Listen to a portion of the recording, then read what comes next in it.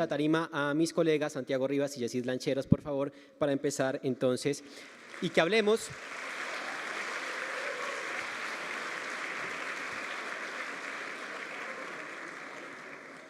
Con Yesid y Santiago vamos a abrir oficialmente este seminario y vamos a hablar de qué tan públicos son los medios públicos en Colombia. Ustedes pueden interactuar en las redes sociales. Muy bien, Santiago Rivas, y cómo no presentarlo en este tono, es un artista plástico sin graduar, pero ante todo es un rebuscador. Así como él mismo lo califica de pura chepa, llegó a ser presentador y por ahí mismo periodista. Ha trabajado en Señal Deportes, Incorregibles, En órbita, La Ventana, Dos y Punto, entre otros programas de radio, y actualmente es el presentador del programa Los Puros Criollos, muy conocido por estos días, emitido a través de Señal Colombia de RTBC. Por su parte, Yesid Lancheros es comunicador social y periodista de la Universidad Autónoma de Bucaramanga, con maestría en comunicación política de la Universidad Externado de Colombia, fue jefe de redacción del Tiempo.com y actualmente dirige el sistema informativo de Canal Capital. También es docente en la Universidad Externado de Colombia. Bien, pues de esta manera vamos a iniciar con las diferentes actividades, los diferentes conversatorios que tenemos a lo largo del día. Esperamos dar luces sobre lo que podría ser la reinvención del periodismo.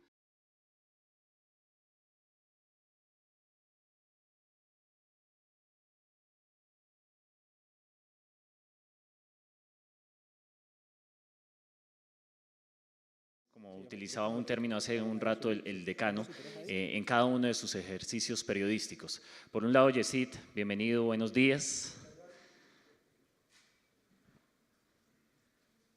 A ver, habilitamos el sonido para Yesid. Buenos días, muchas gracias por esta invitación. Es realmente un gusto y da mucha satisfacción, como lo decían bien en el arranque, en un día sin carro en Bogotá, ver un auditorio completamente lleno para hablar de periodismo. En el Día del Periodista, muy complacido de estar acá. Muchas gracias. Bueno, Yesid, bienvenido siempre. Y nuestro siguiente invitado, Santiago Rivas, a quienes muchos de ustedes también ven en la televisión, y usted si le cabe bien el apelativo provocador, ¿o no? ¿Un poquito? No debí haber hecho esa sesión de fotos para Soho.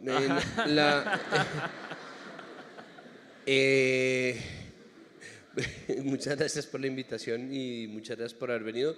Feliz Día del Periodista. Bueno, muy bien. Vamos a conversar.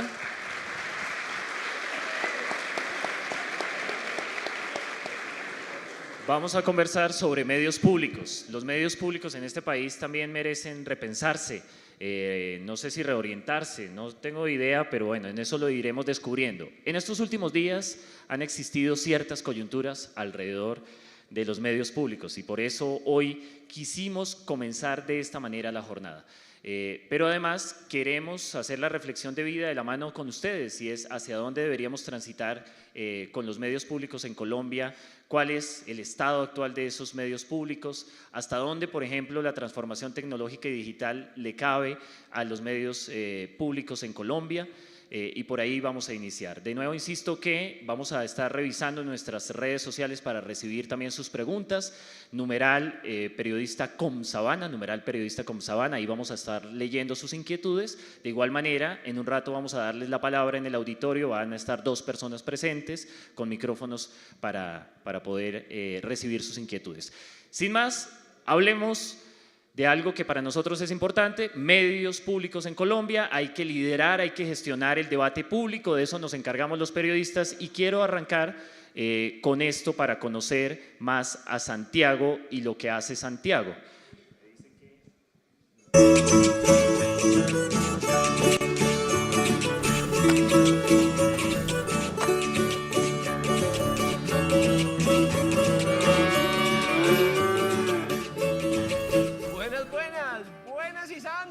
¿Cómo se me topan el día? No se me intranquilice. ¿Cómo se me topan el día de hoy? Espero que bien. Vea, les presento a la pirinola, la mejor vaca de mi mamá.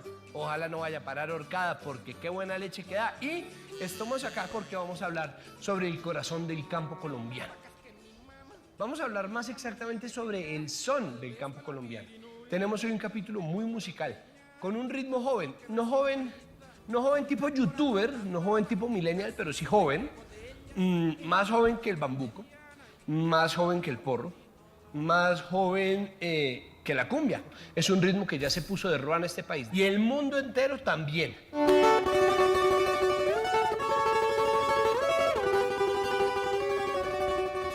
Uno en la ciudad cree que sabe mucho, pero como decía mi tatarabuelo, es que la gente es muy piroa, uno en realidad no sabe nada. Esta es música hecha por manos laboriosas, que conocen el campo, que conocen la tierra, que conocen este país y sus dinámicas. Y conocen además la manera de bailar y de hacer fiesta hasta que San Juan agache el dedo.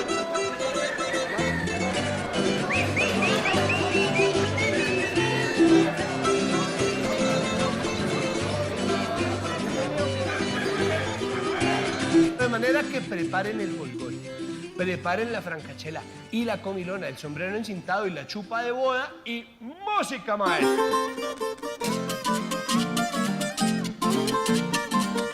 Efectivamente, este es nuestro capítulo sobre la carranga. Bienvenidos, mi nombre es Santiago Rivas y esto es Los Puros Criollos. ¡Oy, ay, ay! ¡Si la guabina!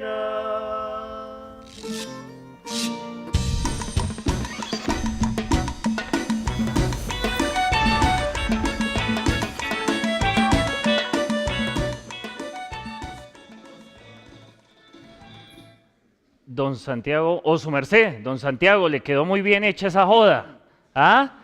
Gracias, muchas gracias. Eso es, afortunadamente es un trabajo en equipo, eso ahí es crédito. Néstor Oliveros fue el que se inventó el programa y ahí sí, Eduardo, Alejandro, Camilo, Tatiana, Lorena, o sea, es un equipo no tan grande como un crew de televisión privada, pero es un equipo grande. Como un club de esos, como los de Nora Pastrana. No, esos sí son chiquitos. Son chiquitos, sí, sí. Bueno, Santiago, cuando yo vi esta pieza me pareció hermosa. Yo crecí en el campo, me identifico con lo que usted acaba de hacer, le salió bellísimo, es parte de algo que se llama Los Puros Criollos a través de Señal Colombia, 5ª temporada y casi que no la vemos, por poquito. Y casi que no la vemos, casi que va a parar ahorcada. Pues a ver, Los Puros Criollos, ¿qué le puedo decir? La coyuntura acabó por darle más visibilidad al programa. ¿Cómo nació Los Puros Criollos? ¿De dónde salió la idea? Los Puros Criollos es una idea de Néstor Oliveros, nativo de Alvarado, Tolima, que decidió hacer una serie sobre identidad y con base en el eslogan anterior de Señal Colombia, que era todo lo que somos, decidió hacer una serie sobre identidad para una convocatoria, ¿no? A menudo al año se hacen convocatorias. Señal Colombia tiene varios mecanismos de adquisición de material. Uno de esos es la convocatoria pública y se hizo una licitación. Y Néstor, que ya tenía algunos programas en Señal Colombia, decidió presentar y lo hizo con base en una encuesta que Semana hizo en el 2004, en donde aparecieron los símbolos patrios no oficiales que más identificaban a las personas. Decidió hacerlo y la idea de Néstor era hacerlo con un presentador distinto por capítulo. Ya había probado con alguien y no le ha funcionado y estaba buscando a alguien que le presentara el piloto una vez más. Y unas amigas en común me recomendaron, porque yo había hecho un videoblog llamado Parodiario en el 2006. Un experimento pues muy desgastante. Sí, yo aspiré a ser el primer youtuber, pero ni siquiera se subía a YouTube en ese momento esa vaina. ¿Aspiró a ser el primer YouTube en ese entonces de más de 40? No. No, en ese momento tenía 24 años. Yo todavía tenía un pelito. Entonces, decidí, me llamó y dijo, oiga, me lo recomendaron para esta vaina, usted quiere presentar un piloto, no le aseguró nada, estamos en convocatoria, esto puede no salir, se le mide y fue como, hágale. Obvio, pues yo estaba en plan, yo estudié artes plásticas, y uno si estudia artes plásticas y le gusta vivir lejos de la casa de los papás, tiene que rebuscarse, porque si no, pues no hay manera de sobrevivir así. Pues si uno piensa como ay sí, voy a coger cualquier cosa y ya, $1.000.000, pues eso no funciona así. Entonces decidí simplemente pues medírmele y resultó bien, pasamos la convocatoria, la primera temporada no la vio nadie, pues hombre, nadie entre comillas, la vio muy poca gente. En ese momento Señal Colombia tenía mucho menos público que ahora y sigue teniendo un rating muy bajo, pero es que la televisión pública no se mide por rating, pues no, ese no es el punto con la televisión pública.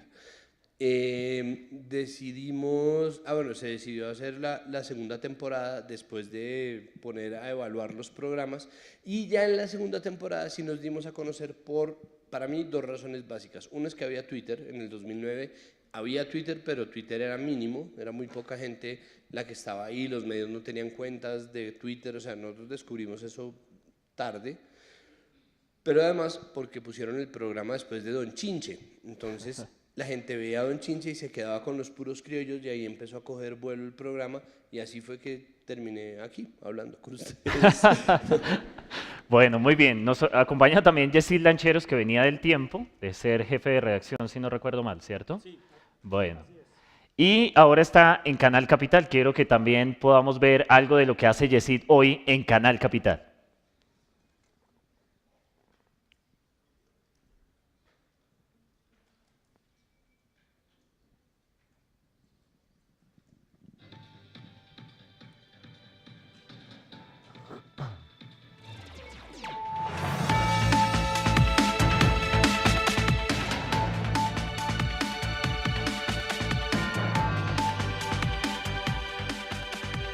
Muy buenas noches, bienvenidos a Opina Bogotá, el espacio para la opinión y el debate en el Canal Capital, el canal público de nuestra ciudad. El Metro de Bogotá, un sueño, un anhelo de años en la ciudad, y también un proyecto que avanza en estos momentos en Bogotá. En las últimas semanas ha habido una noticia a raíz de una comisión accidental que se conformó en el Consejo de la Ciudad, que ha señalado, ha advertido que posiblemente el metro no alcanzaría a ser adjudicado. ¿Es verdad eso? ¿Sí o no? Pues tenemos esta noche aquí en Opina Bogotá al gerente del metro para que nos resuelva esa duda y otros interrogantes sobre el que es sin duda el proyecto de infraestructura más importante en la historia del país. Andrés Escobar, gerente del Metro de Bogotá, buenas noches, bienvenido a Canal Capital. Sí, buenas noches, muchas gracias por la invitación, muy complacido de poder conversar aquí sobre el proyecto y que los bogotanos sepan cómo vamos. Bueno, iniciemos con la pregunta que se originó a raíz de lo que salió a decir esta comisión accidental del Consejo. ¿Existen riesgos de que este año no se adjudique el metro de la ciudad? Bien. Bueno, eso es un poco del trabajo de Yesid. Ahí decía él que finalmente no. sí. Dijo que no, se comprometió a adjudicarlo el 20 de septiembre. Sí, es que lo cortaron en el momento de la respuesta. Bueno, entonces para que vayan y vean la entrevista. Claro, ahí quedan ustedes picados. Como hemos quedado picados desde 1950 y pico, que se había prometido la primera línea en esta ciudad, ¿no? Entonces, bueno, Yesid, usted llega no hace tanto, tampoco a Canal Capital, a ponerse al frente de este sistema. ¿Qué se encuentra en Canal Capital y cuál es su propósito frente a un sistema informativo en un canal regional? Bueno, varias cosas.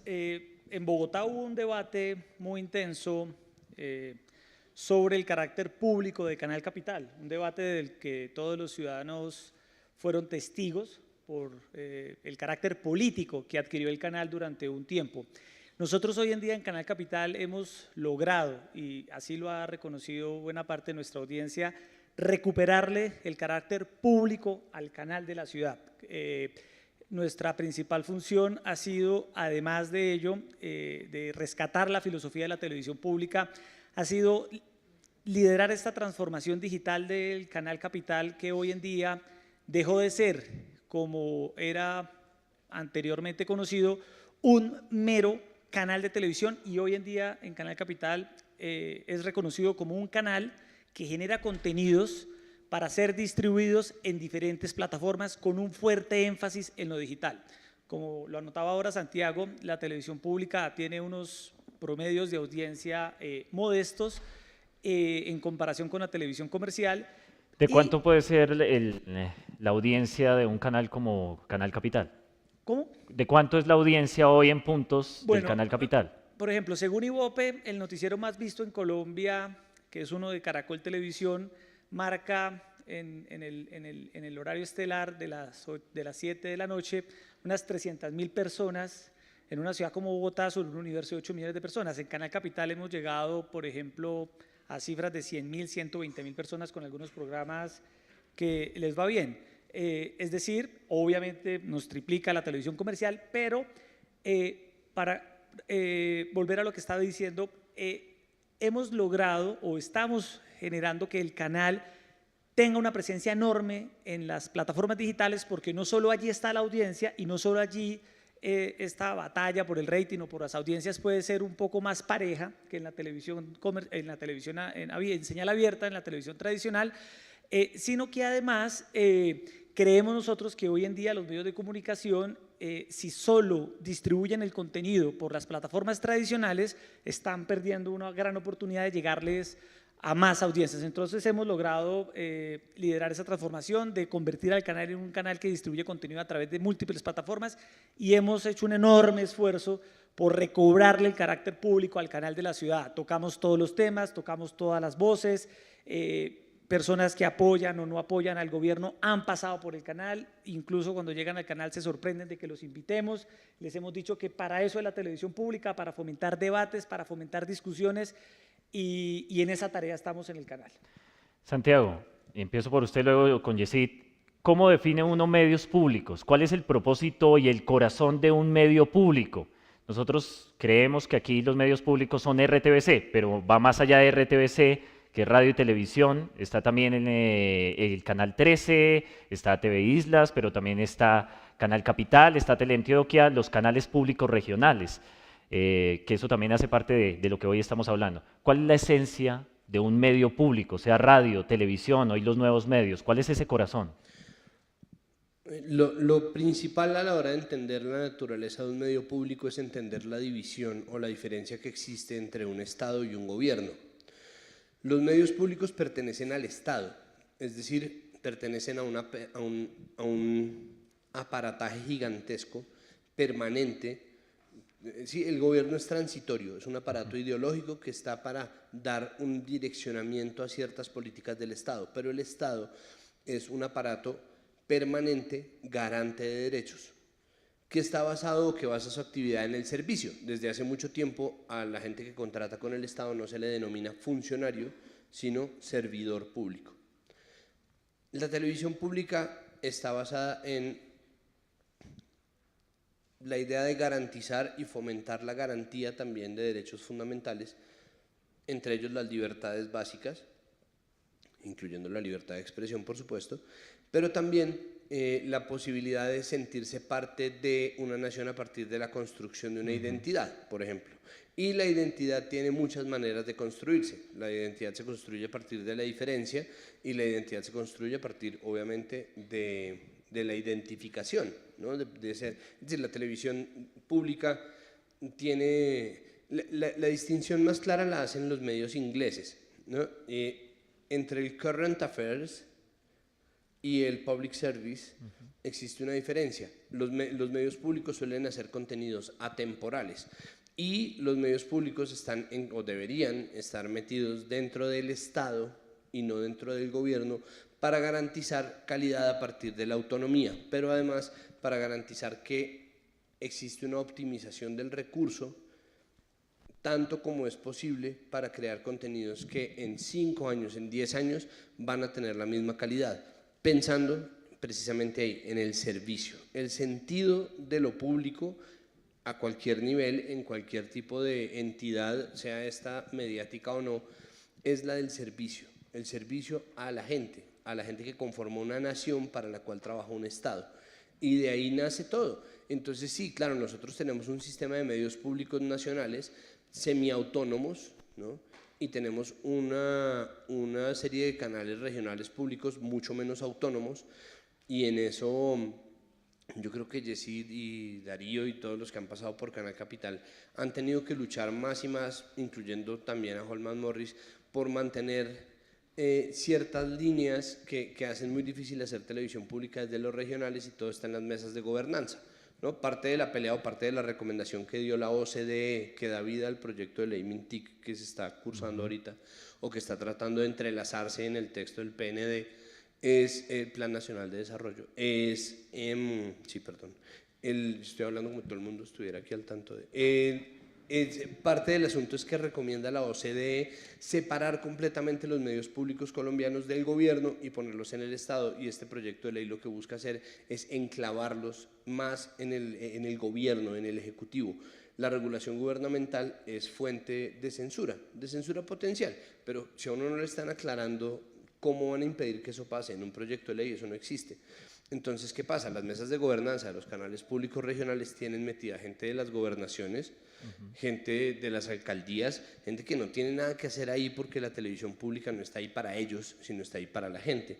Entonces se corren riesgos permanentemente y la naturaleza de lo público precisamente está ahí, eso es lo que a la gente le cuesta más entender, precisamente está ahí en contraposición a lo gubernamental. Lo gubernamental da ciertos dictámenes, genera contingencias, genera reacciones y da respuestas a problemas, y la televisión pública debería encaminarse a servir a la gente, documentar o facilitar que la gente se acerque a esos procesos y darle también cabida a la voz de las instituciones, como pasa, digamos, con Canal Institucional, que hasta el momento había sido fuente de gran autonomía para Señal Colombia, ¿no? Entonces era como dos hermanos, un hermano mamerto, que era Señal Colombia, ¿no? Y un hermano así todo, que era Canal Institucional, y Canal Institucional y el Canal del Congreso permitían que uno se acercara a las instituciones, que el gobierno tuviera una voz y la gente tuviera la oportunidad de opinar sobre eso,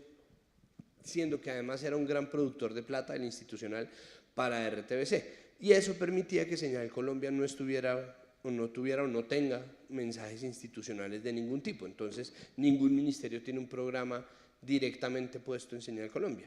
Y sin embargo, en la mesa de gobernanza de RTBC, o sea, en la junta directiva, hay gente de la presidencia, pues ministerio, está el Ministerio de Educación, Ministerio de las TIC y Ministerio de Cultura, pero además está gente de presidencia, y está el gerente, que es un puesto del presidente, o sea, es una cuota política. La mesa de gobernanza no es tan autónoma como se quisiera, y sin embargo se había logrado a prueba y error hacer un sistema que mantenía a la televisión pública libre de todo este tipo de vainas. Entonces, ¿cuál es la base de lo público y cuál es la esencia y cuál es el propósito de lo público? El servicio. Bien, ¿qué dirías al respecto, Yesid? Bueno, ¿de qué son los medios públicos? Es la discusión sobre, incluso que se ha visto y que han vivido otros países, y que se sigue discutiendo sobre la necesidad de que los medios públicos realmente respondan al público y no al gobierno de turno. En España, por ejemplo, siempre ha habido discusión sobre la independencia de televisión española. En Cataluña, por ejemplo, uno de los canales de televisión pública más ejemplares de cómo han logrado una transición digital es TV3, y si uno sintoniza TV3, que es un gran canal de televisión pública, es un canal abiertamente independentista que toma partido por la causa de la separación de Cataluña de España. En Italia, la RAI, y siempre surge el parangón de la BBC como paradigma de la televisión pública. Y que a pesar de eso tiene muchas críticas también ese mismo modelo. Ahora, estas no son discusiones que solo se den con los medios públicos, también con los medios privados. Siempre el conflicto de intereses del dueño de un medio de comunicación versus la información que maneja y que toca, tampoco es una discusión nueva, tampoco es una discusión centrada en Colombia, sino que también vemos en otros países. Y yo creo que ahí lo importante es actuar con honestidad frente a las audiencias. ¿Y qué significa actuar con honestidad? Que la gente perciba que los canales públicos, primero, tienen un valor o pueden ofrecer un valor adicional, agregado, distinto del que ofrece la demás oferta de medios de comunicación, que es legítima, que es comercial, que obedece a unos intereses completamente entendibles y naturales. Es decir, que ofrezca algo distinto, adicional. Y por ejemplo, en casos como Canal Capital, pues es un canal que puede darse el lujo de poner en parrilla la transmisión de un festival como Rock al Parque, días enteros, horas enteras, sin que medie la pauta comercial o sin que medien otras variables que lo afecten. O Canal Capital puede transmitir lo que fue la Marcha por la Paz, y puede ser el único medio, como lo fue, que transmitió durante casi 4 horas sin cortes lo que fue la manifestación en Bogotá en contra del atentado de la Escuela General Santander, que no podían hacer otros medios, no porque no quisieran, ni más faltaba, sino porque tienen otra serie de compromisos comerciales. Entonces yo creo que un factor de diferenciación en la oferta del contenido es muy importante para que los medios públicos cobren mucha relevancia. Lo segundo, cuando hablo un poco de la honestidad, es que los medios públicos deben reflejar la diversidad del país y las personas, quienes ven los medios públicos o los medios tradicionales, pues no son tontas y detectan cuando un medio público es usado de manera amañada para fines distintos que la información o que la promoción de la cultura y la de educación. La gente lo detecta, las audiencias son hoy en día cada vez más críticas, cada vez más activas, Santiago, y tienen más ojos puestos sobre lo que se hace en los medios, con lo cual más fuerte es hacia dónde va el periodismo con esta transformación digital que estamos afrontando. Han cambiado las audiencias, han cambiado los consumos, han cambiado la manera en la que la gente consume información y desde los medios públicos, con la flexibilidad que podemos llegar a tener en manejo de parrilla, en manejo de contenidos, tenemos que innovar, tenemos que pensar en ir un paso más allá, en marcar diferencia, en ver cómo logramos que el periodismo que hacemos sea más útil, llegue a más personas y sea distinto del que estamos viendo pues en las demás plataformas y en los demás medios de comunicación. Santiago, ibas a mencionar algo. Simplemente no, en línea con lo que su merced estaba diciendo, pues también esto de las audiencias y la reacción de la gente obedece también o funciona también en los medios privados, ¿no? Sí. Cuando la gente detecta que un medio privado está completamente entregado a una línea editorial, eso lo empieza a volver de nicho, ¿no? Ser y parecer, ¿no? Ser y parecer. Cuando un medio privado o público pierde su independencia, de inmediato la gente se le empieza a ir. Incluso muchos de quienes estarían de acuerdo con ellos, ¿no? Muchos de quienes comparten su posición empiezan a irse simplemente porque saben que la información es incompleta, y eso es un movimiento que vale la pena estudiar porque creo que es instintivo, no es una cosa que esté diseñada así, la gente simplemente se va. Se va. Ahora, la vez pasada escuchábamos en la Fundación de Nuevo Periodismo de García Márquez a un invitado, a Ignacio Escolar, que es un periodista español que dirige un portal que está catalogado como el mejor ejemplo de periodismo digital de emprendimiento, pues de alguien que emprende un portal informativo, el diario.es, y le preguntábamos a Ignacio cuál es el tono con el que él maneja la información. Y la pregunta no deja de ser importante porque hoy en día estamos en una época de extremos ideológicos, de posiciones políticas extremistas, en medio de una oleada de populismo mundial, de derecha, de izquierda, y a veces para lograr captar audiencias, algunos medios de comunicación exasperan o extrapolan esos extremismos, ¿de acuerdo? Y Ignacio decía que la principal preocupación del portal de él, que es un portal de referencia hoy en día en España, que no es un medio tradicional, sino es un medio nuevo, digital, su principal preocupación es, nos decía, titular de manera moderada, haciendo un llamado a la reflexión en medio de una sociedad donde todo el mundo hoy en día grita para hacerse escuchar, no escucha, grita para hacer sentir su voz. Entonces él decía que venía con la redacción cambiando la manera de titular porque venían titulando de manera agresiva para informar, y que hoy en día han detectado que las audiencias, paradójicamente, en medio de esta oleada de gritería donde todo el mundo quiere imponer su punto de vista, valora mucho la ponderación, la moderación y la no toma de partido, sino la información, en este caso de un portal periodístico que lo que debe hacer es informar sobre lo que acontece. Entonces, eso es muy importante hoy en día. Yesid, mencionabas hace un momento que este debate sobre los medios públicos es de hace muchos años y siempre las tres grandes preguntas han sido sobre los medios públicos: ¿quién controla? ¿Quién programa? ¿Cómo programa? ¿Quién financia? ¿Cómo maneja estos asuntos dentro de Canal Capital? Bueno, en el caso de Canal Capital, partamos un poco de la financiación.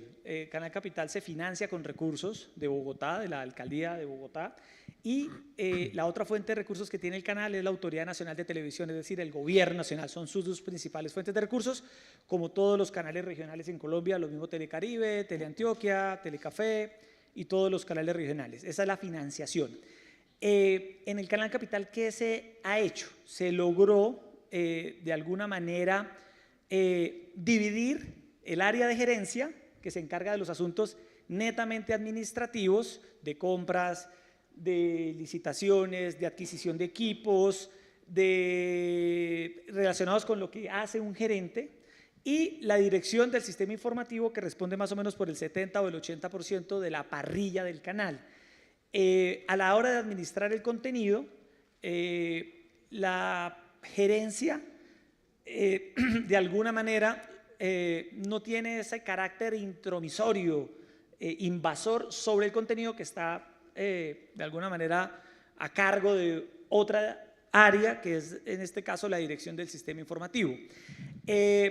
Ese restante 20% de la parrilla del Canal Capital hoy en día son programas de cultura y de educación que han sido muy exitosos para Canal Capital. Yo traía aquí unas cifras que indican que más o menos el 70% de las personas que han visto Canal Capital en televisión, en señal abierta, han visto uno o dos o más contenidos culturales y educativos. La función de la televisión pública desde el punto de vista filosófico y legal es promover la educación, la cultura, educación en valores, promover en el caso de Bogotá la cultura ciudadana. Entonces nosotros hemos hecho énfasis en 3 puntos: educación, cultura, deportes y un sistema informativo que hace que genere audiencia a partir de los programas de opinión, de debate, de servicio, de noticias, y que en el entretanto impulsa en la parrilla otros programas de tipo educativo y de tipo cultural que hacen que el canal de alguna manera también cumpla con esta función importante. Yesid,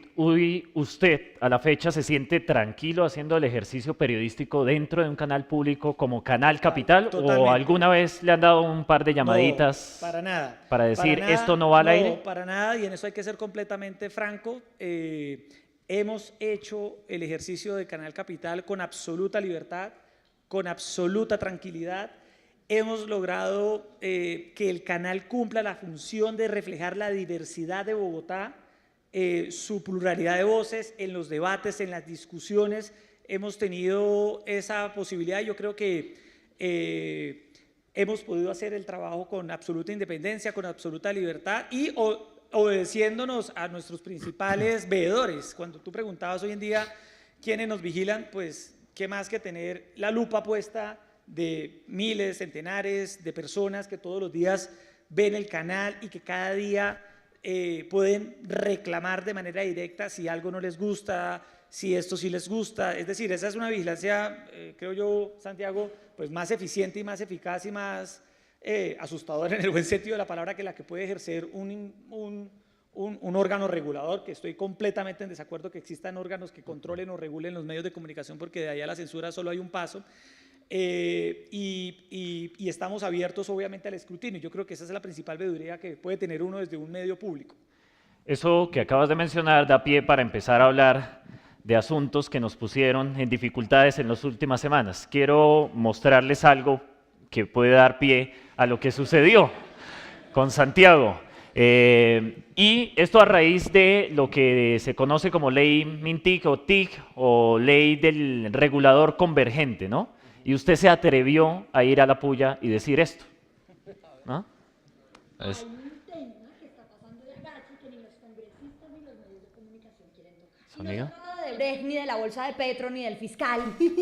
Pasamos de agache esta vez, maestro. Hijo de puta. Es la típica ley que buscan aprobar a escondidas mientras usted está embutiéndose la comida de Navidad. No se me vaya a atorar con el nombre. Esto se llama la ley de convergencia o la ley de la televisión pública. Y es una ley como de costumbre que se la pone facilita a unos pocos mientras nos termina embolatando lo que es de todos. Para explicarla trajimos a nuestro amigo de la casa, experto en criollismo, sancochero de categoría 1A, con maestría en física del trompo. Con ustedes, Santiago Rivas. Vamos a lo que vinimos. ¿Qué es este sancocho? Este sancocho de ley que nos quieren meter. Bueno, no nos metamos con el sancocho que no tiene la culpa. Esta ley está mal. Resulta que esta ley, a la que le pusieron el nombre floripondio de ley TIC o ley de regulador convergente, ley de regulador convergente, Esa ley busca unificar y darle nuevas reglas a la televisión, la radio, los medios digitales, crear una sola entidad que se encargue de poner esas reglas y de vigilarlas y mejorar la infraestructura para que hasta en el rincón más recóndito de este país tengan internet. Porque si no llega el Estado, pues que llegue al menos internet y las noticias de WhatsApp. Y para que se suscriban a la puya y activen la campanita. Nuestro presidente... Bien. La continuación de este capítulo nos la va a hacer aquí Santiago en vivo y en directo. ¿No? El año pasado empezó a marchar esta ley que en principio se presentó como una ley que, y es natural, como la han ido presentando en estos últimos días en diferentes regiones, buscaba mejorar la infraestructura de comunicaciones y de telecomunicaciones en este país, cosa que no estaría mal en principio. No, Pero, en absoluto. De hecho, a ver, es que el primer problema de esta ley es que primero no fue escrita por nadie que esté gestionándola, o sea, no fue escrita ni por sus ponentes, ni por nadie en el ministerio, ni por nadie en el anterior ministerio, es decir, durante el gobierno pasado también estuvimos combatiendo ese texto con ciertas modificaciones, no muchas, y es un texto que está escrito desde lo privado para tratar de entender o de comprender lo público, pero no necesitaría hacerlo. Entonces, ¿cuánto tiempo tienen? Bueno, entonces, a ver. Esta ley nace porque la OCDE, que ya nos aceptó, dentro de sus sugerencias, pedidos o exigencias a Colombia, dice que primero se necesita un regulador convergente, es decir, un regulador que esté gestionando el presupuesto de lo público y el valor de la función de lo privado también para los medios digitales, para la radio y para la televisión, todos por igual. Eso es importante que ya no exista una Autoridad Nacional de Televisión separada de una Comisión de Regulación de las Comunicaciones, sí, pero la OCDE también dijo que era necesario que esa entidad, que esa regulación de los medios estuviera diseñada y puesta por fuera del gobierno, lejos del alcance del gobierno. Y lo que se hizo desde el gobierno Santos, esto no es una cosa del gobierno Duque, fue todo lo contrario, porque esa ley no la escribió nadie del gobierno. ¿Qué cambia en este gobierno? Que el gobierno decide alinear a los canales públicos, entidades estatales que deberían poder responder por sí mismas al mensaje gubernamental, y ahí nace toda la pelea, pero eso es un asunto paralelo. La ley nace porque es necesario tener un regulador convergente, pero también porque es necesario ampliar la infraestructura de conectividad del país. Nadie está en contra de eso, todos estamos de acuerdo con eso. O sea, nadie está diciendo que la conectividad no es importante, por favor, es muy importante. Nos parece que no es urgente, que es distinto, sino que es importante. Tan importante que ameritaría darle una discusión suficiente. Y la discusión suficiente corre también por el trámite que se le dio con mensaje de urgencia en el Congreso, que se dio la pelea, decidieron aplazarlo, que se pidieron mesas abiertas de trabajo y las convirtieron en estas socializaciones unilaterales en donde van y nos cuentan que van a conectar a 20 millones de taitas en el Putumayo que no están conectados a internet. Entonces, usted dice que la ministra habla así. Entonces, sí, ese mensaje ha sido, pero ¿y la censura? Perdóname, ¿Cómo Santiago. puedes estar en contra de la conectividad de 20 millones de ese tipo de mensaje es lo que nosotros nunca hemos estado de acuerdo, porque no nos parece que sea un tema que amerite ir de afán para nada. Ese mensaje de urgencia se da al Congreso para que no se dé una discusión de de ocho debates, sino de 4 debates. Votaciones, exactamente. ¿no? ¿Y qué se dio en diciembre? Ese día el primero. día que salió la puya, el 6 de diciembre, se dio la primera votación. Hay un video por ahí rotando, no es una maravilla de contenido, pero es un video muy informativo, en donde la bancada alternativa se queja por los atropellos de los cuales se siente víctima el día de ese debate. No los dejaron hablar, pasaron por encima de ellos, votaron eso al pupitrazo. En ese momento sale la puya, eso estalla, y ya la pelea se da distinto, y ahí es cuando se pide aplazar. Pero independientemente de eso, la vaina es, o el problema para mí es, hay muchos, pero lo primero es una discusión previa, que es, ¿para qué necesitan hacer un solo proyecto de ley para una cosa y la otra. Es decir, hay un tema técnico que es importante, ¿no? La creación de la infraestructura, acoplar la tecnología 5G y darle el mejor uso posible, y de paso hacer un negocio con el espectro, que es lo que es muy complicado de hacer, porque primero es fuente de gran negociabilidad, pero el país se lo está entregando a través de este proyecto de ley a los privados sin mayores contraprestaciones. Y ampliando además la concesión de ellos, Exacto, no de 10 sino ampliando el 20. tiempo, exacto. Eso tiene una fuente y tiene una cifra base que a mí me parece que es, bueno, que es verdad, pero que al mismo tiempo está incompleta por lo que eso implica. Entonces, ¿qué es lo que pasa? Como hay dos reguladores distintos, hay un presupuesto que es FONTIC, y FONTIC es la que surte de plata o lo que hidrata a los medios digitales, innovación digital, economía digital, y a la radio, ¿no? Eso es lo que funciona a través de la CRC. Mientras que FONTV, que es un fondo hecho por la contraprestación que pagan los canales privados y los cableoperadores, es un fondo que va a financiar la televisión pública y que pasa a través de la Autoridad Nacional de Televisión, que es lo que le llega a todos los canales. Esa plata hasta ahora ha sido utilizada sobre todo en contenidos. Es decir, existe una plata para los canales públicos. Este proyecto de ley, en medio de las discusiones, decidió garantizarle una plata fija a los canales públicos con el aumento del IPC, lo cual a nosotros nos parece muy bueno y es fruto precisamente de la posibilidad de negociar este tipo de cosas, de hablarlo abiertamente. Y de esa manera los canales públicos quedan tranquilos, pero mucho de ese gasto es operativo. Mientras que la plata que la ANTV reservaba para contenidos sigue sin estar ahí. Igual la financiación de los contenidos ya está, es decir, el funcionamiento de los canales ya está, eso lo podemos chulear.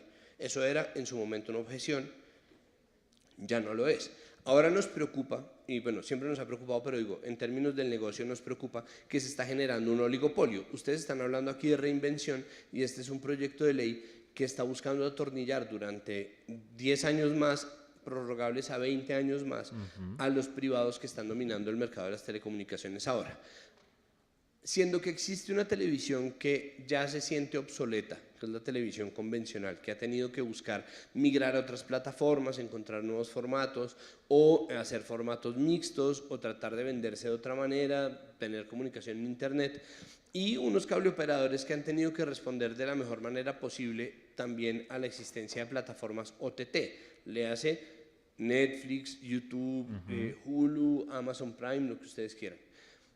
Están atornillando precisamente a esas empresas que se asume que en un tiempo van a ser obsoletas para que estén un montón de tiempo dominando el mercado. No me parece justo con la gente, no me parece justo con la economía y no me parece justo con las mismas empresas que en algún momento igual, por muchas gabelas que les den, se van a ver a gatas encargadas completamente del negocio. Entonces, las empresas están tratando de asegurarse a través del proyecto de ley una serie de beneficios económicos que les permiten no morir, cuando lo que ellos tienen que hacer es repensar su estructura, no desaparecer, no en absoluto. Nosotros necesitamos canales de televisión, porque la televisión también tiene una razón de ser, porque la televisión también tiene un mecanismo, porque hay gente, existimos pues los ancianos que todavía nos gusta hacer zapping y ver lo que estén dando en algún lado, pero entonces la televisión no puede suplir sus deficiencias de contenido y sus deficiencias de empatía o relación con el público, atornillándose y ahorrándose una plata, ¿no? Y nosotros no creemos que el negocio que hay sea el único negocio posible, pero tampoco lo están hablando con nosotros. Entonces, por un lado está el negocio y por el otro lado están todos los asuntos sobre el uso de Internet, cómo se garantiza la autonomía de los contenidos, ¿no? Entonces, claro, conectividad, pero conectividad ¿para qué? Si es una ley de convergencia que no habla sobre redes comunitarias. Conectividad para que, si no se está garantizando que la diversidad del país se vea respetada por la conectividad. Conectividad para que, ¿sí? Si a final de cuentas lo que hay es un montón de cables y antenas, y si el 5G es una tecnología que está hecha sobre todo para conectar empresas y corporaciones, que son tecnologías que no están hechas de usuario a usuario, sino tecnologías que requieren de un cableado distinto, de unas antenas distintas, de un montón de especificaciones que no necesariamente terminan por servirle a las personas. Pero encima de todo existe una objeción o dos objeciones que son claves. La primera es, nada en el proyecto de ley garantiza que la conectividad llegue al otro día de firmar el proyecto de ley. No, nada nos lo garantiza, mucho de eso lo tienen que poner los canales privados y, ok, digamos que la contraprestación de poder pagar en especie está bien, pero al mismo tiempo ellos se vuelven contratistas públicos como lo fueron cualquier tipo de contratistas públicos y nosotros sabemos lo que se demora eso en ejecutarse. Entonces entran en una dinámica muy distinta, son antenas y cables que ellos van a utilizar durante 20 años, no, 10 años prorrogables a 20 años más, es decir, pueden utilizarlas o no. Entonces nada nos garantiza que esa conectividad vaya a llegar. Y lo final, que para mí es sumamente importante, es que no se está entendiendo lo que hablábamos al comienzo, cuál es la esencia y el propósito de lo público. ¿Cómo creen ellos que funciona un canal público? Está perfectamente visto en cómo se ha tramitado esta ley. ¿Cómo creen o para qué creen que sirve tener un canal público? Para mí es perfectamente evidente y me parece que además va en contraposición a todo lo que representa trabajar en lo público. Y eso me parece que es el problema más difícil de explicar, pero es el problema fundamental de todo, es que es un proyecto de ley escrito para beneficiar intereses privados, pero además sin ningún tipo de contemplación ni de entendimiento de lo público, no existe ni siquiera un equilibrio.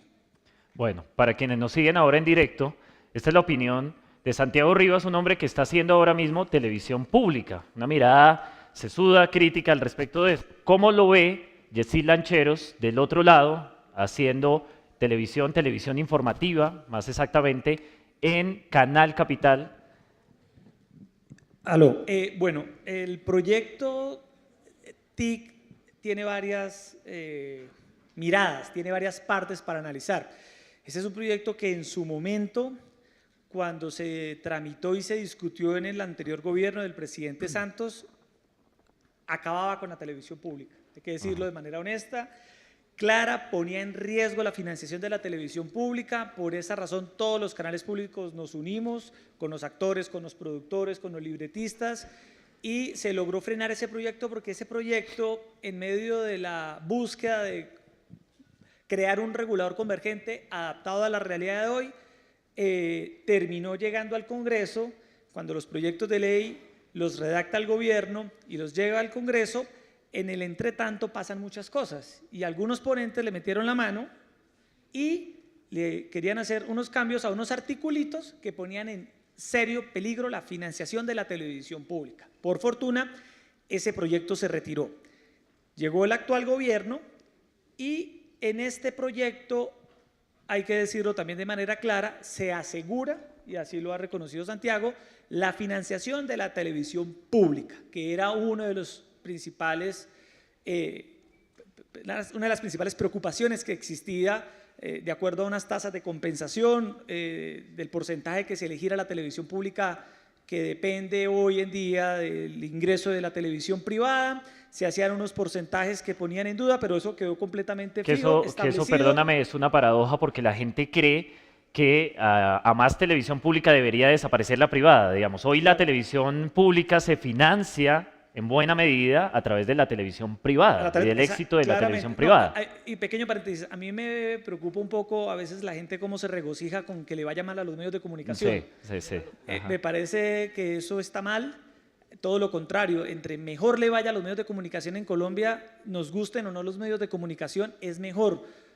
Primero, como fuente de empleo para los periodistas y segundo, como ejemplo de democracia donde todas las voces se deben escuchar. Entonces, ese festín que se dan algunos porque a un medio de comunicación le va mal en el rating y se lo están cobrando, me parece que está mal porque incluso lo que no se dan cuenta es que si le va mal a un medio de comunicación X, en el caso de un medio privado, pues termina por afectar la televisión pública por esas tasas de compensación. Pero bueno, volviendo un poco al tema del proyecto de ley, ese tema está hoy en día, por fortuna, completamente resuelto y de ahí que todos los canales públicos estén hoy tranquilos.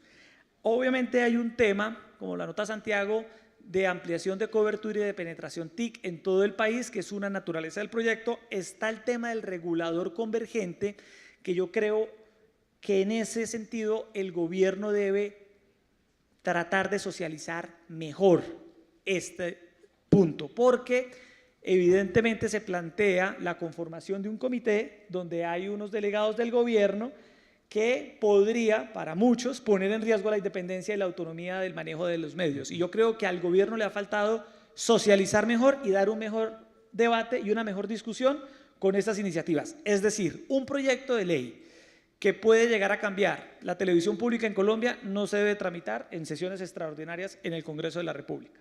No es lo indicado, creo que hay que dar un debate más amplio y en ese sentido yo estoy de acuerdo con lo que ha pedido Santiago de que este proyecto se discuta más, porque también siento, Santiago, que ha habido información a medias, que ha facilitado una desinformación en muchos sentidos. El gobierno creo yo que debería hacer un mejor esfuerzo para tratar de resolver todos los interrogantes que ha suscitado esta iniciativa, porque si bien es cierto que el proyecto garantiza la televisión pública y su financiación, hay otros apartes del proyecto que son hoy objeto de polémica, objeto de cuestionamientos y que van a hacerle mucho daño a la discusión si no hay realmente unos puntos de acuerdo con todos los actores de la televisión. Ahora bien, en este proyecto, y yo creo que ahí de pronto el gobierno quizá debió haber como dividido, metieron muchas cosas en un mismo proyecto. Demasiado complejo. Exacto, que tienen que ver con muchos intereses. En este proyecto TIC se tocan intereses económicos fuertes y, hay que decirlo, el gobierno se está dando una pela en este tema y tocan intereses de todos los actores de la televisión en Colombia y del sector TIC. A ningún sector de la economía de esta industria pues le interesará que un gobierno entre a tocar algo, o porque pierde, o porque gana, o porque pierde el uno, o porque gana el otro. Entonces también aquí estamos hablando de un tema donde se tocan intereses mayúsculos y el gobierno pues está en una obligación de presentar un proyecto que trate de velar por el interés general y no particular de algunos sectores. Pero yo creo que lo que le ha faltado a este proyecto, más allá de entrar en estos detalles técnicos, es una mejor socialización, es una mayor pedagogía, una mayor divulgación, y no queremos ver que un proyecto como estos se aprueba a pupitrazo limpio, sin discusión alguna, en sesiones extraordinarias, porque realmente las buenas intenciones que puede llegar a ver o que pueden llegar a tener en el grueso del proyecto, pues terminan un poco opacadas, porque la gente sentiría o siente que el gobierno está haciendo esto sin consultarlo, sin debatirlo, sin responder dudas, y es un tema que merece la mayor discusión y que de alguna manera dé garantías para todos. Ningún sector o todos los sectores no van a quedar contentos, evidentemente va a haber aquí unos sectores que van a resultar más afectados que otros, pero en últimas el gobierno tiene que velar por el interés general. ¿Algún comentario cortico de alguno de los dos o de los dos sobre qué tanto en este proyecto está presente, y si no lo está, que de hecho no está tan presente eso, deberíamos ocuparnos de asuntos tan claves y tan fundamentales como la presencia y la participación de la ciudadanía? Uno sigue todavía demandando acciones de los medios públicos para que realmente dé voz a los que deberían dar voz, por un lado. Segundo, a la producción de contenidos que realmente puedan representar al país entero, porque hoy todavía seguimos intentando hacer unas acciones individuales, pero no terminamos de ver al país en los medios de comunicación pública. Entonces, ¿qué decir sobre eso? No sé. Sí, obviamente estas iniciativas, entre más participación tengan, mejor. Obviamente en el anterior proyecto, el que se hundió, el gobierno lo socializó. En el gobierno Santos se hicieron mesas, se hicieron sesiones en diferentes ciudades del país con el acompañamiento de los canales públicos, se detectaron esos problemas y todo se terminó hundiendo. En este… Más o menos, es que no. En es este, que Santiago, en este… Si uno hace una sesión, si uno dice vamos a hacer una audiencia pública regional en Pupiales. Exacto. En Pupiales no llega nadie, perdón con la gente de Pupiales, pero a Pupiales no llega nadie. Entonces, las sesiones públicas tienen que hacerse, las audiencias públicas regionales tienen que hacerse en las capitales para que más gente pueda llegar. Entonces, claro, no, aquí hay un delegado de un canal público, están estas 5 personas que están acá, damos por discutido, si firmamos el acta… Está perfectamente socializado. Claro que no, claro, es mentira. ¿Cuál socializado? Es lo mismo, es como estas socializaciones de ahora. Separa la gente, o sea, separa a la ministra, le cuenta a la gente su lado de la historia, existen 3 preguntas y de ahí en adelante, pongan atención ahí, es que ahí está sonando un radio, cuenta 3 cosas sobre el proyecto, habla de la conectividad del Teleyaje y los pobres niños en La Guajira que no teniendo comida podrían ver Anthony Bourdain en YouTube. Dice, y hace toda la reflexión de eso, pero no existe un cuestionamiento, no existe un debate abierto, pero además de todo, ese debate abierto nos lo propusieron desde el ministerio. Nos dijeron, cuando pidieron aplazar, dijeron, yo no sé, ¿qué tantos proyectos le habían peleado ustedes en el Congreso? El caso es que empiezan desde el ministerio, no, mire, yo creo que vamos a pedir aplazamiento, pero entonces pidan mesas abiertas, ¿no? Empiezan ellos también a tirarle línea a uno y es como, pues uno sí y no pide mesas abiertas, pero ellos no abren tampoco mesas de trabajo. Es decir, la socialización de los proyectos no se debe hacer para cumplir un requisito, un poco para llenar un acta y firmar un acta y inscriban ahí a los que participaron. No me parece que sea el requisito por requisito para cumplir una supuesta socialización. Evidentemente, estos 2 proyectos no han tenido la suficiente socialización y como no han tenido la suficiente socialización, no hay información completa, hay información a medias. Solo muy pocas personas, Santiago, conocen realmente el detalle del proyecto. Es muy difícil. Y eso da pie a que se digan mentiras, qué pena, pero da pie a que se digan mentiras, o que se digan verdades a medias, o que se digan cosas que no son, y que se le haga daño al proyecto. A una persona una vez se le preguntó que cuestionaba el proyecto, en su momento no este, sino el anterior, y le preguntaron en un programa en televisión, ¿usted ha leído el proyecto? No. Bueno, entonces también un poco, el llamado es también a que nos informemos un poco de estas discusiones a fondo y que el gobierno ayude a que la gente entienda estos temas, porque si no, con una sociedad que no conoce el proyecto, con información a medias, un gobierno tratando de sacar esto rápidamente, realmente se le hace un daño a todo. Bien, por tiempo vamos a hacer un último cuestionamiento acá y damos paso también a las preguntas del público, que aquí ya veo que hay varios brazos levantados. Una cosa para cerrar este capítulo, Santiago, porque es muy importante, y es que a raíz de esta polémica volvimos a revivir el asunto de las censuras en Colombia. Todo el tiempo hay censuras, a veces más directas que otras, pero ciertamente esta fue una clara con cosas como estas en los audios que escuchamos hace un par de días. Y era de la voz del señor Vieri, de Juan Pablo Vieri, hasta hace 7 días, gerente de RTBC. Y decía, la serie se acaba, haciendo referencia a los puros criollos. Y el inicio o la repetición de las temporadas anteriores en diciembre y el inicio de la nueva temporada en enero. Y decía, la serie se acaba y si se vuelve a hacer los puros criollos, se hace con otra persona, ¿no? No hay posibilidad de que él, haciendo referencia a Santiago aquí presente, lo vuelva a hacer. No hay posibilidad de que vuelva a trabajar con esta gerencia, con esta empresa, en ninguna producción o coproducción. Cuando usted escucha esto, ¿qué sentimiento le embarga? ¿Todo da empute o usted es un hombre muy no, pues, políticamente? Yo básicamente me sentí triste, es decir, como yo creo que en general el episodio es muy lamentable y yo lo he venido ya diciendo varias veces. Para mí es un episodio triste, es decir, yo no necesitaba de las grabaciones para dar esa pelea y no la di con las grabaciones, es decir, es una pelea que se dio en diciembre. Apenas pasó, para mí era perfectamente evidente que se trataba de censura. Me pareció triste tener que volver a ese episodio y sobre todo tener que oír las palabras exactas en las cuales transcurrió. Me parece que es un episodio que es lamentable y para mí sigue sin ser una pelea personal. Yo no sé, es decir, lo pueden ver como ustedes quieran, pero claro, para mí no es un asunto personal y el asunto precisamente está en que podría ser cualquiera. Entonces, sí hay pedazos, por ejemplo, del proyecto de ley que deben socializarse, pero hay partes de ese proyecto que honestamente simplemente deberían cortarse y quemarse. Y el regulador diseñado como está en este momento y el traspaso de facultades de la Autoridad Nacional de Televisión al Ministerio de las TIC es precisamente lo que para mí es un no. Eso no es de hacérselo entender a la gente, eso no funciona así. Nosotros estamos trabajando para que la gente de derecha pueda ser de derecha y no sea censurada en un eventual gobierno de izquierda.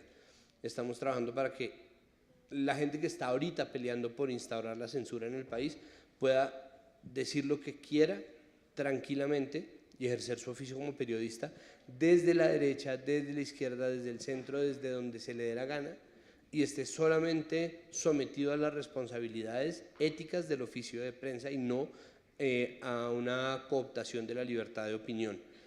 Y para mí eso sí es fundamental, es decir, claro, hay que equilibrar bien los negocios, hay que evitar el oligopolio, pero además eso es una recomendación de la OCDE, o sea, no vale la pena ni siquiera que vayan a hablar con la gente en Cali o en Chinchiná sobre algo que la OCDE dejó perfectamente claro, es que no es la Internacional Socialista, es la OCDE, ¿no?, que se encarga de vigilar las buenas prácticas económicas en países que se dicen democráticos.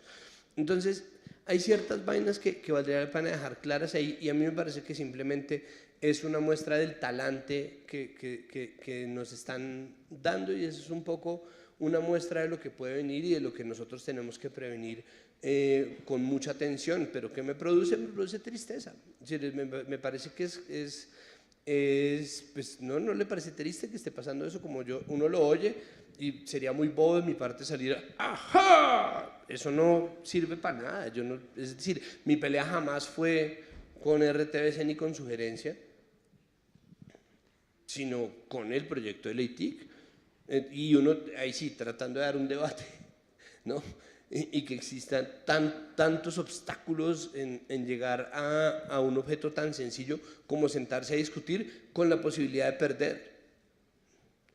Eso a mí me parece que es una demencia, y eso es lo que me parece lamentable, y por eso lo que me produce más que empute es tristeza. Cierro, Yesid, con esto simplemente, y es, a uno en la academia le dicen guarde la distancia, ¿no? El tema de la imparcialidad. Cuando uno vive situaciones como la de Santiago, ve a un colega, compañero, haciendo televisión pública, medios públicos, y se ve enfrentado a una situación claramente de censura, ¿cuál es la postura de alguien como usted que está al frente de un servicio informativo, de un medio que es estatal? Pero totalmente de rechazo. Obviamente en Colombia, según la ley y la Constitución, no hay censura. Y en Colombia no podemos ser tibios a la hora de condenar actos de censura en los medios de comunicación, ni actos de censura que promuevan gobiernos. Claramente en eso no hay ninguna discusión, y la postura que uno debe tener frente a la censura es de absoluto rechazo, con lo cual le manifiesto mi solidaridad a Santiago por lo que ocurrió. A mí me parece totalmente lamentable lo que sucedió. Me parece que en últimas, Santiago, creo yo que salieron y salimos perdiendo todos. No creo que aquí haya un ganador. Yo creo que aquí perdió el gobierno, porque en la opinión pública quedó el sinsabor de un episodio de censura. Perdió el gerente de RTBC, Juan Pablo Vieri, a quien conozco, con quien he trabajado en su momento en el tiempo, que perdió la oportunidad de sacar adelante un proyecto de televisión pública desde los medios públicos como él lo quería. Pierde la televisión pública en general porque vuelve a someterse a este tipo de discusiones que dábamos por superadas y que no debemos estar reviviendo cada 2 o cada 3 o cada 4 años en Colombia, sino que lo que debemos estar es pensando es en cómo innovar, cómo hacer mejores medios públicos, porque esa discusión de que si es un medio público o un medio político, pues hermano, eso ya el que crea que va a poder coger un medio público para volverlo político, pues está perdido. Entonces, perdimos un espacio de poder dar un debate diferente y no estar discutiendo hoy sobre esto. Y yo creo que pierde un poco el país en el sentido de que en Colombia, Santiago, hay muchos productores de televisión, enorme talento, creatividad, como los Puros Criollos, y estoy seguro que hay muchas personas con ideas similares a las de los Puros Criollos, que quieren hacer televisión pública de calidad, y que creo que cuando ocurren estos incidentes dicen, no, pero espérese un segundo, porque en Colombia sacar adelante un proyecto de estos, pues vea el tremendo ajetreo en el que se terminó metiendo Santiago por un tema como estos. Entonces, también un poco se le hace un daño a la capacidad de propuesta, a la capacidad de creación, y yo espero pues que este incidente siente un precedente de cara a lo que viene. Muy bien. Damos paso a las preguntas del auditorio. Vamos a comenzar aquí por el ala derecha, perdónme que en este espacio de debate ponga estas referencias, pero vamos acá. Nombre, por favor, y a quién va dirigida la pregunta. Habilitamos el sonido, por favor, del micrófono. Muy buenos días. Bueno, primero un saludo muy especial a todos, un feliz Día del Periodista para todos. Es un día más donde podemos dar un paso para entender la connotación de esta hermosa profesión, que, como dijo Camus, es una de las más hermosas del mundo. Mi pregunta es para Santiago. Santiago, de una manera pues un poco más humana, ¿usted en algún momento se llegó a imaginar de que esa opinión iba a mover todos esos intereses cuando también se estaba hablando de alguna manera de que esa ley quería perjudicar a un espacio informativo muy crítico de este gobierno? ¿Usted se lo llegó a imaginar y no le dio miedo? Y mi segunda pregunta, ¿continuarán los puros criollos? Gracias. Uno siempre se lo imagina, pero no porque… A ver, cuando uno compra un buen celular, al menos aquí en Colombia, la respuesta de todo el mundo es, pero no vas a hablar por la calle, ¿no? O sea, como, no, ten cuidado porque se lo van a robar, ¿no? Me llegó por WhatsApp la noticia de una tía a la que le cortaron una mano, tenía un iPhone, ¿no? Entonces, uno se lo imagina no porque a la hora de hacer uno las vainas uno siente el miedo de, ¿no? Creo que a su merced obviamente le ha pasado porque uno todo el tiempo le pasa que uno opina algo que uno sabe que es controversial, o nuestra palabra favorita, polémico.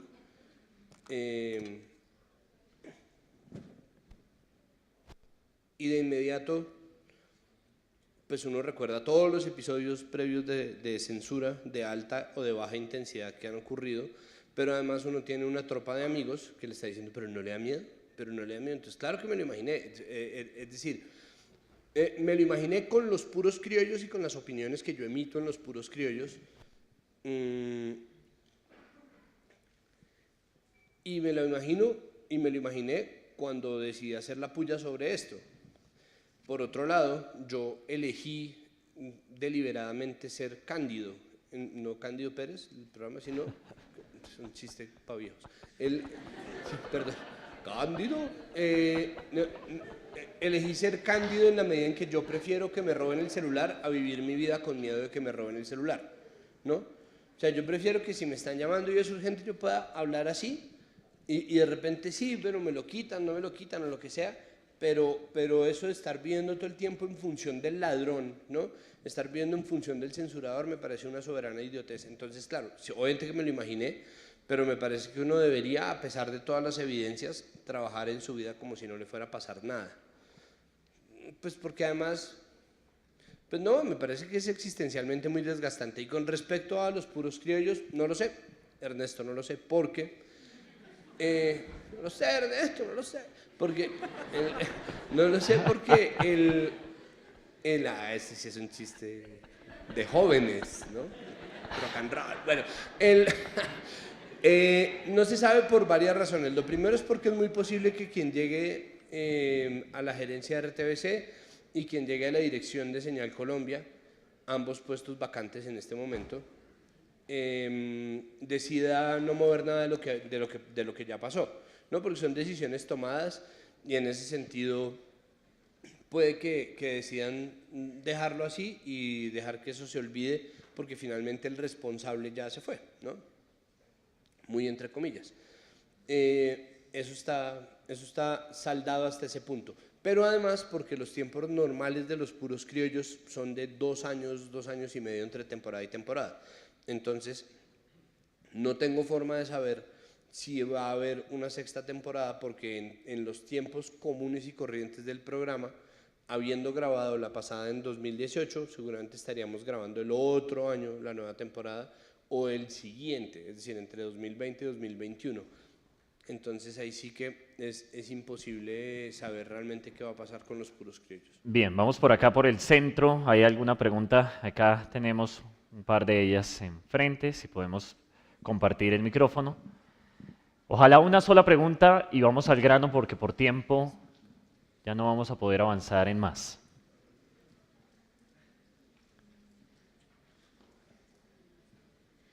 Bueno, mi pregunta va para Yesid. es en realidad si beneficiaba el presupuesto de los canales públicos y cómo está Canal Capital en materia de presupuesto. Aló. El proyecto actual sí garantiza no solo la financiación de la televisión, es decir, no solo la financiación de Canal Capital, sino de todos los canales públicos regionales. Eso es un hecho cierto y de ahí que todos los gerentes de los canales públicos hayan decidido apoyar este proyecto. Frente al tema de la financiación o del presupuesto del Canal Capital, obviamente la televisión pública tiene presupuestos modestos, pero sin embargo estamos garantizando con los recursos que tenemos tratar de hacer el mejor trabajo posible, un sistema informativo abierto, diverso, con diferentes programas para todo tipo de públicos y obviamente desde los medios uno quisiera poder contar con más recursos para poder inventarse más cosas. Pero pues somos conscientes de que somos un canal financiado con los recursos del Estado y en ese sentido pues con ese presupuesto pues tenemos que poder hacer lo mejor posible. Bien, por acá tenemos otra pregunta. Yo tenía aquí otra pregunta también. Perdónenme un segundo, vamos allá y tratamos de ver si nos alcanza el tiempo para una última acá. A ver, adelante. Bueno, mi pregunta va para Yesid. Si la intención o el objetivo de la televisión pública es formar una identidad nacional, ¿por qué cierta información servible para dicho fin suele censurarse o ocultarse? ¿Porque esta información no es puesta al servicio de las personas? Sí, no, lo que decíamos ahora, es decir, desde ningún medio de comunicación, llámese público o llámese privado, pues se deben promover actos de censura o se deben promover hechos que atenten contra la pluralidad de opiniones. Eso está completamente claro. Yo creo que los canales públicos y la televisión pública hoy en Colombia goza de muy buena salud. El año pasado, de los mejores debates presidenciales, solo por poner un ejemplo, de alguna producción en especial en una época electoral que es importante, no corrieron por cuenta de los medios privados, o por lo menos la opinión pública valoró mucho más los debates presidenciales que hizo la televisión pública, con lo cual creo yo que hoy en día la televisión pública en Colombia goza de buena salud. Obviamente se está sorteando, ¿no, Santiago? Pues este incidente bastante complicado, bastante difícil, pero en términos generales venimos en una buena temporada de la televisión pública. En los recientes premios India Catalina, por ejemplo, que son los premios más reconocidos de la industria, todos los premios que en su momento obtenían los canales privados en novelas o en series, se los terminó llevando el canal Telecaribe, que es un canal público, con lo cual yo creo que la televisión pública en Colombia está haciendo cosas interesantes, está haciendo productos de calidad, está atravesando por una buena etapa y yo por eso digo que este tipo de incidentes relacionados con censura, pues debemos evitar que nunca más se vuelvan a repetir. Bueno, muy bien. La última y cerramos acá. Disculpen por tiempo. Adelante.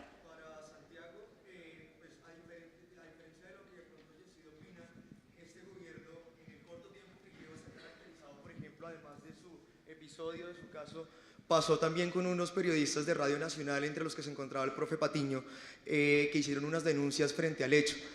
Nuestra vicepresidenta se jacta de hablar de la censura en Venezuela, pero defiende a Juan Pablo Vieri. ¿Usted cree que esa tendencia de censura del actual gobierno se mantendrá a raíz de las opiniones que han dicho y que, por ejemplo, el presidente Duque se demoró en aceptar la renuncia de Juan Pablo y que además nunca dijeron nada frente al hecho?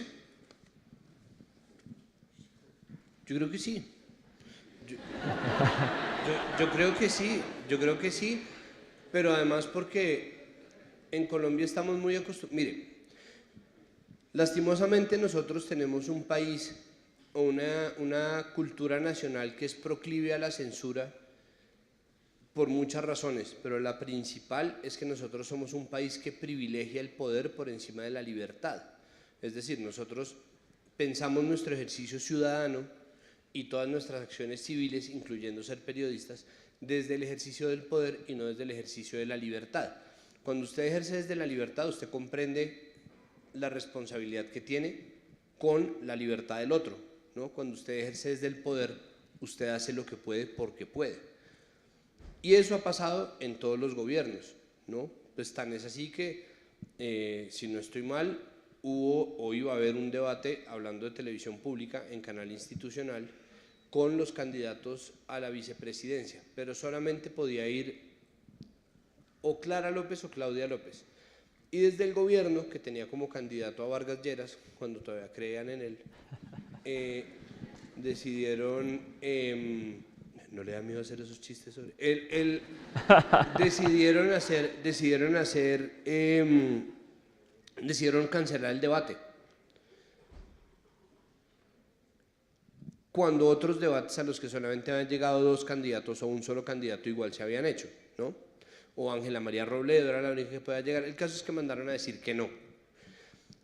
Y son actos de baja intensidad. Nosotros estamos acostumbrados como país a la censura de baja intensidad, que es a lo que yo me refiero. Obviamente yo no le hago el chiste a usted, sino en general, porque de verdad es una pregunta muy frecuente la del miedo, y lo que pasa es que a uno no pasa como lo del audio, ¿no? Pues cuando ha habido una grabación que pruebe este tipo de vainas. Esto es un caso que es único y que es muy demente que pase, pero también pasa que aquí se censura un medio, por ejemplo, quitándole pauta. Entonces, durante el gobierno Samper,